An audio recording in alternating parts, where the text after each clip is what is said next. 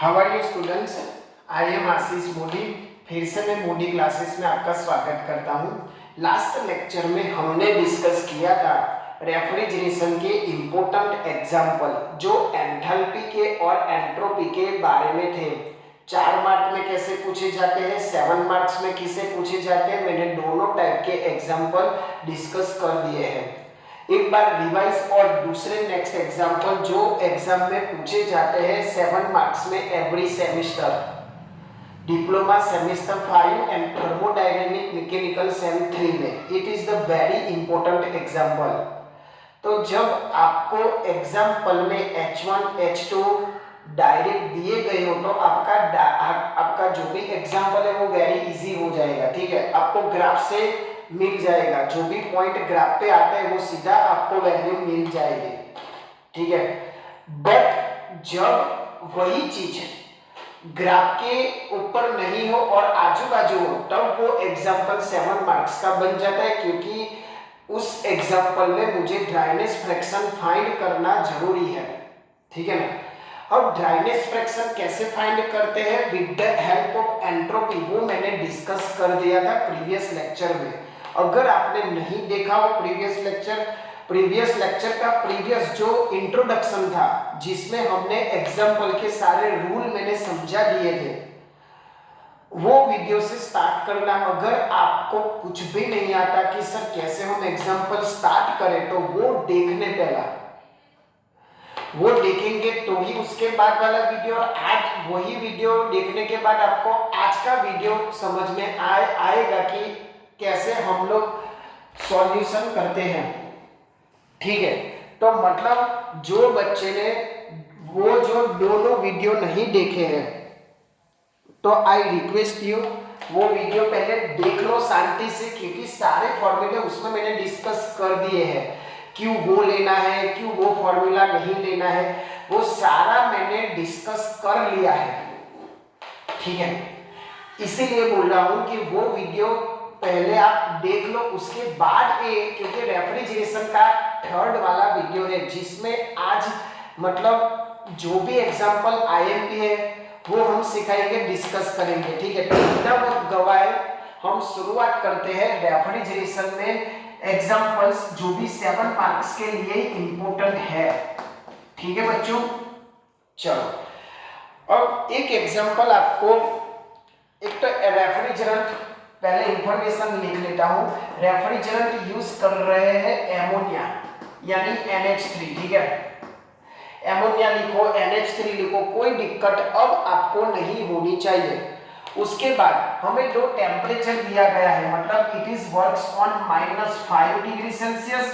पूरी क्वेश्चन नहीं लिख रहा हूं, जो जो इंपॉर्टेंस है वही लिख रहा हूं। बीच में आप ऑफ द वो सब है क्वेश्चन पेपर में, मैं जो इंपॉर्टेंट डेटा निकाला है वो लिख रहा हूं। ठीक है, तो आप समझ जाना -5 degree Celsius and it is operate between -5 degree Celsius and 25 degree Celsius. मैंने आगे भी दो टेम्परेचर वाला दो प्रेशर वाला वो भी करवा दिया है एग्जांपल। ठीक है, वेपर आफ्टर आइसेंट्रोपिक कंप्रेशन, क्या मिल रहा है आपको? Isentropic compression. आइसेंट्रोपिक यानी क्या बच्चों? आपको आना चाहिए कि व्हाट इज द आइसेंट्रोपिक। जब मैंने टीएस डायग्राम समझाया था पहले लेक्चर में, तो आपका टीएस डायग्राम में 3 और पॉइंट की लाइन कांस्टेंट आती है, उसको मैं बोलूंगा आइसेंट्रोपिक, जिसमें एंट्रोपी इज द कांस्टेंट। वो सब आपको कब आएगा? जब आप मेरा इस चैप्टर का पहला वीडियो देखोगे तब, कि आइसेंट्रोपिक क्या है। ठीक है ना। चलो, आइसेंट्रोपिक कंप्रेशन के बाद, आइसेंट्रोपिक कंप्रेशन के बाद मैंने पहला समझाया था H1 क्या लेना है, H2 कैसा होना चाहिए उसका बिहेवियर, हायर टेम्परेचर पे लेना है, लोअर टेम्परेचर पे क्या लेना है। All the points are discussed in first lecture, so I request you. Isentropic compression is dry and saturated. Dry and saturated. ठीक है, मतलब आपका जो भी रेफ्रिजरेंट है वो कैसा है? Not superheated.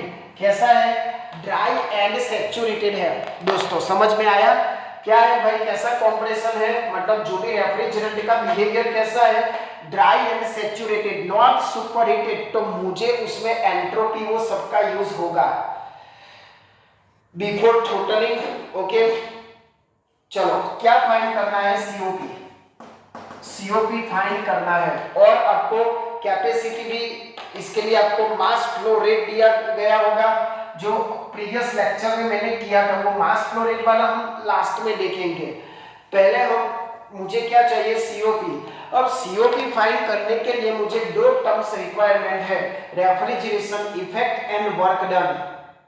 ठीक है, वर्क डन के लिए मुझे क्या चाहिए, H2 माइनस H1 चाहिए, और रेफ्रिजरेशन इफेक्ट के लिए H1 माइनस H4 चाहिए। आपको दिमाग में बैठा ही लेना है मुझे क्या चाहिए, कैसा चाहिए।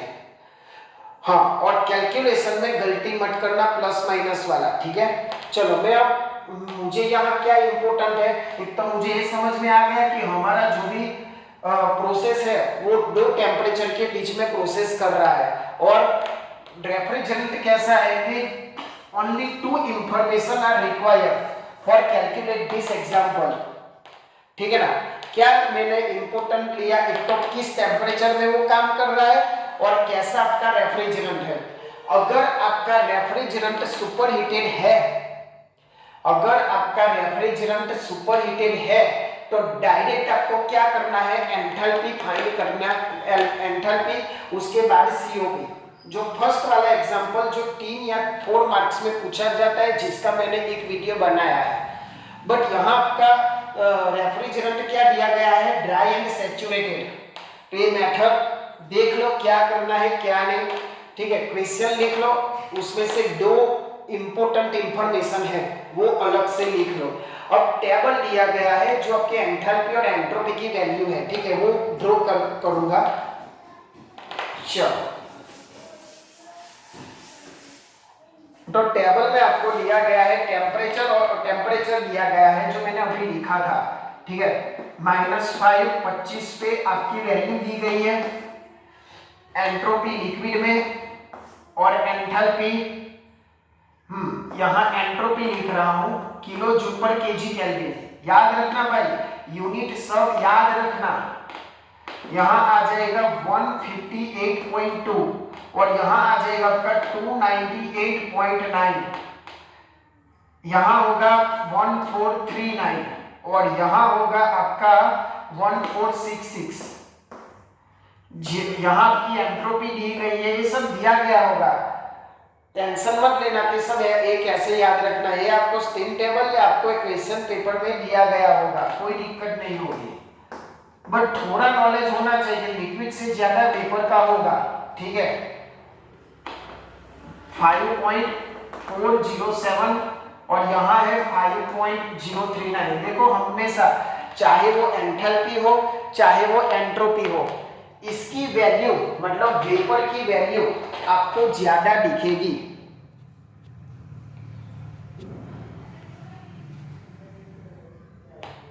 ठीक है, मतलब ये वैल्यू देखो कंपेयर टू दिस, ये वैल्यू देखो कंपेयर टू दिस ज्यादा ही होगी।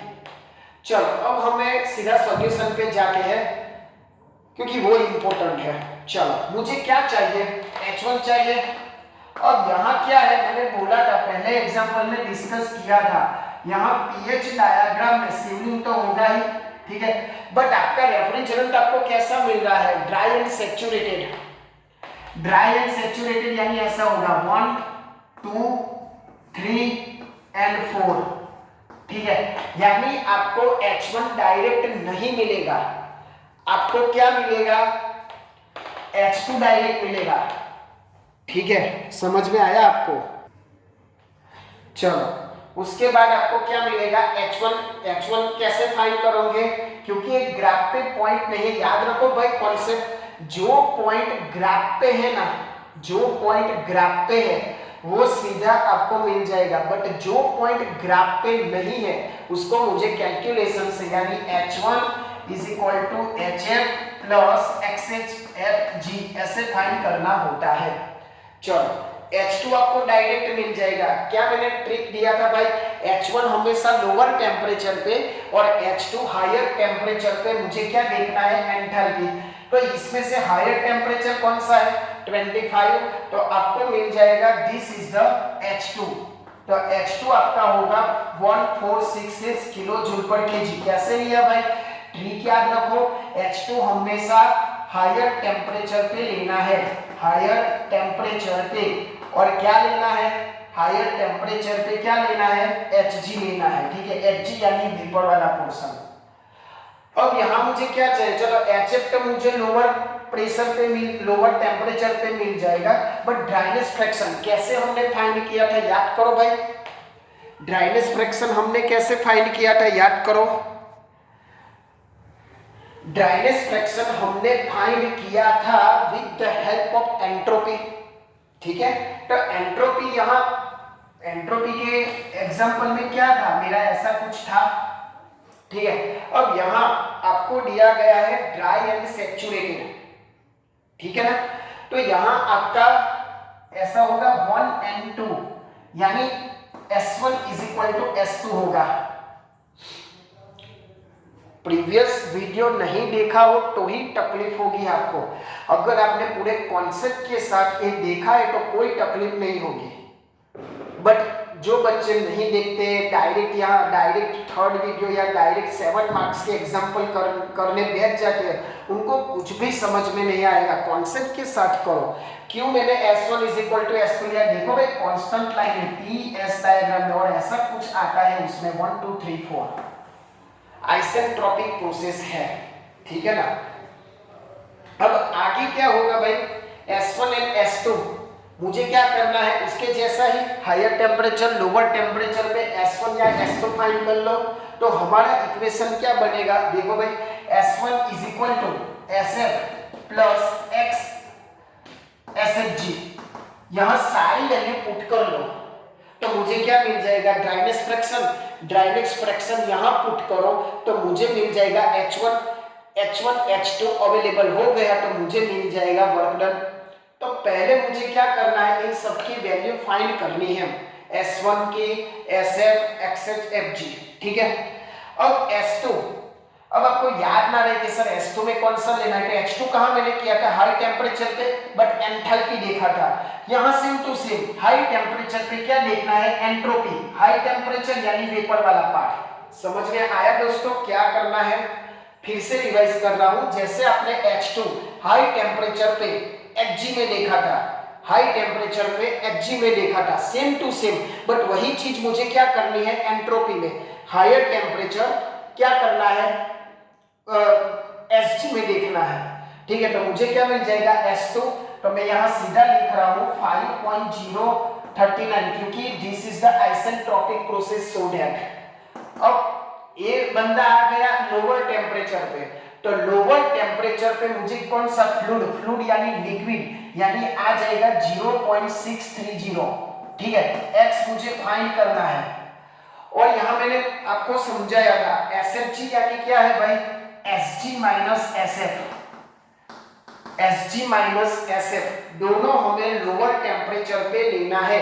तो लोअर टेम्परेचर में, क्योंकि एक किसका टर्म है S1, और S1 हो चाहे वो H1 हो, दोनों लोअर टेम्परेचर पे ही लेना है।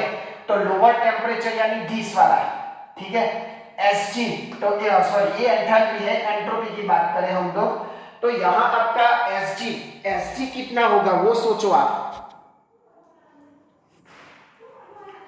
Sg कितना होगा, यहां देखो भाई Sg लोअर टेम्परेचर पे 5.407 minus SF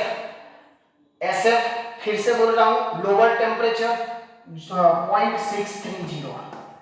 after the simplification आपको मिलेगा X, आफ्टर द सिंप्लीफिकेशन आपको मिलेगा X, तो मुझे मिलता है 0.92। मैंने कल भी बताया था, मतलब परसों के वीडियो में भी बताया था कि X की वैल्यू हमेशा कितनी आएगी, ठीक है। तो X की वैल्यू हमेशा 0 to 1 के बीच में ही आएगी, वो आप याद रखना भाई कि X की वैल्यू कहाँ आएगी, 0 to 1 के बीच में।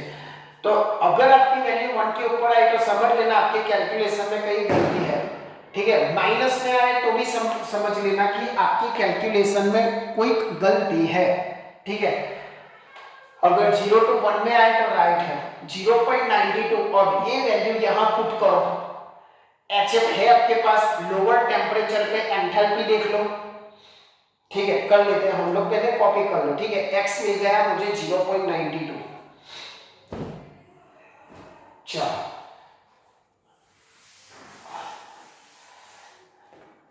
HF लोअर टेम्परेचर पे 158.2, x मिला 0.92 और Hg माइनस HF आपको याद होना चाहिए, जैसे एंट्रोपी पे मैंने किया ना वैसा सेम टू सेम यहाँ करना है। तो यहाँ होगा आपका 158.2 प्लस 0.92 Hg लोअर टेम्परेचर पे 1439, HF लोअर टेम्परेचर पे 158.2, ठीक है। After the calculation you will get 1336.5 kilo joule पर केजी, ये मिला आपको H1, ठीक है। समझ में आया दोस्तों क्या करना है, H1 कैसे फाइंड करना है, इसीलिए मेथड लंबी है और इसीलिए 7 मार्क्स में है दोस्तों, ठीक है। H1 H2 मुझे मिल गया तो कंप्रेशन वर्क आपको मिल जाएगा H2 माइनस H1, ठीक है ना। तो वर्क आपको क्या मिल जाएगा H2 माइनस H1 और वो आपको मिल रहा है, वर्क आपको मिल रहा है 129.5 किलो जूल पर केजी, ठीक है। ये आपका हुआ वर्क। अब क्या चाहिए मुझे, रेफ्रिजरेशन इफेक्ट चाहिए जिसमें H1 और H4 चाहिए। चलो H1 तो मुझे मिल गया, H4 के लिए क्या चाहिए, H4 is equal to H3, क्योंकि थ्रोटलिंग प्रोसेस है, पहले इतना कॉपी कर लो, ठीक है। तो मैं जाता हूं अब सीधा H4 H3 फाइंड करने के लिए।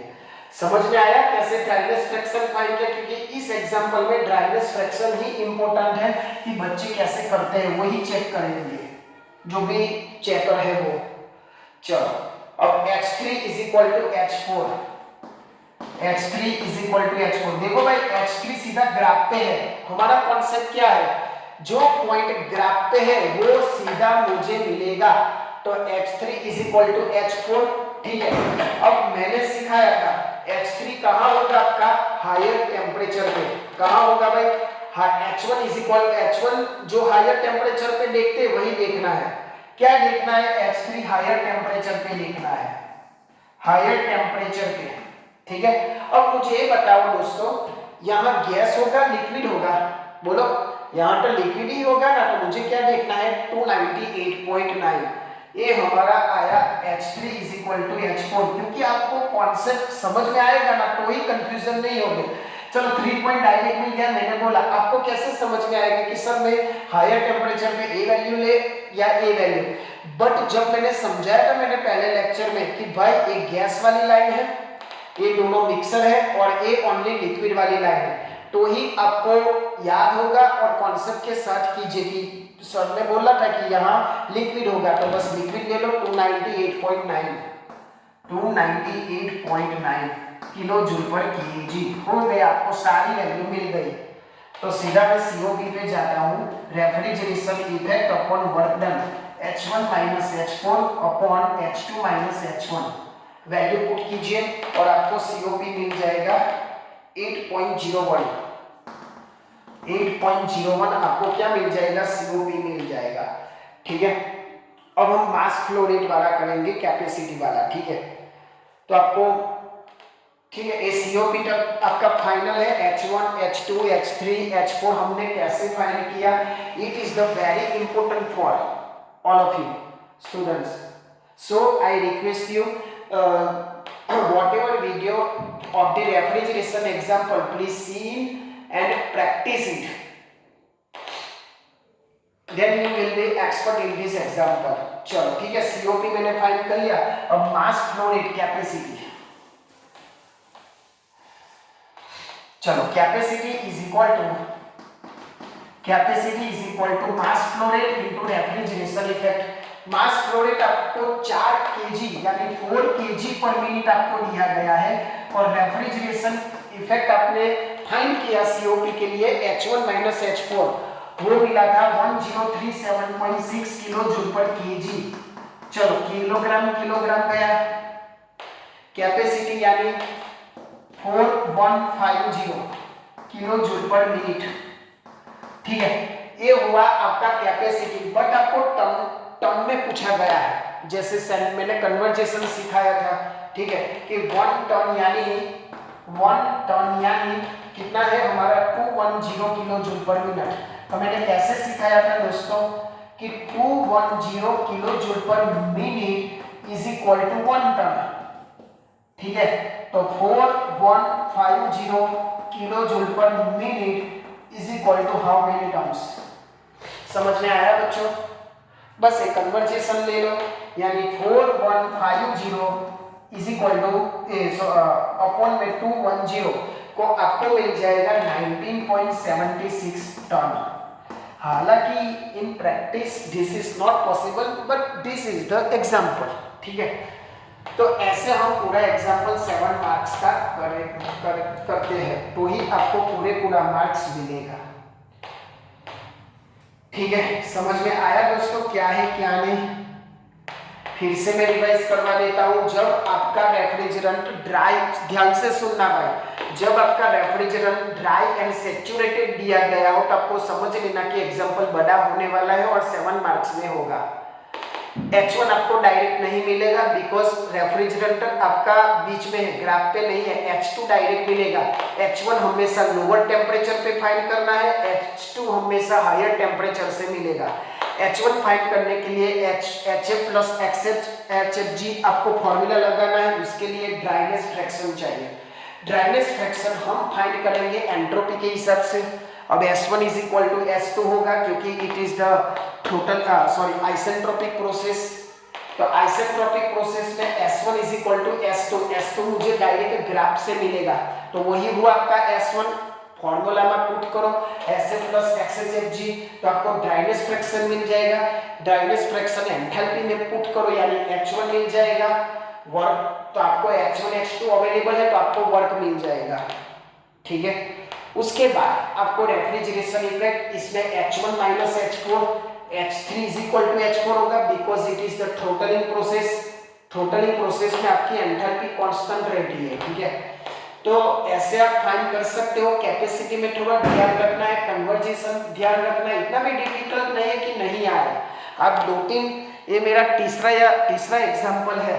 आप दो एग्जांपल भी करोगे ना तो आपको थोड़ा तो समझ में आ जाएगी मैथड कैसे है। ठीक है, आई होप आपको ये समझ में आया होगा। एक छोटा सा एग्जांपल और ले लेते हैं। ठीक है, जो 3 मार्क्स में पूछा गया है। चलो, क्या दिया गया है? रेफ्रिजरेटर है ये और वो ऑपरेट हो रहा है रिवर्स कार्नोट साइकिल पे। किस पे? रिवर्स कार्नोट साइकिल पे। इवेपोरेटर टेम्परेचर आपको दिया गया है, इवेपोरेटर टेम्परेचर वो दिया गया है आपको -5 डिग्री सेल्सियस। कंडेंसर टेम्परेचर आपको दिया गया है। रेफ्रिजरेटर है, ठीक है, तो ये सब तो आना ही होगा। कंडेंसिंग टेम्परेचर है आपका 30 डिग्री सेल्सियस और सीओपी। ठीक है, सीओपी फाइंड करना है। क्या करोगे बच्चों आप लोग? आप कहोगे कि सर ये कैसा है? -5 दिया गया है, कंडेंसिंग टेम्परेचर 30 डिग्री।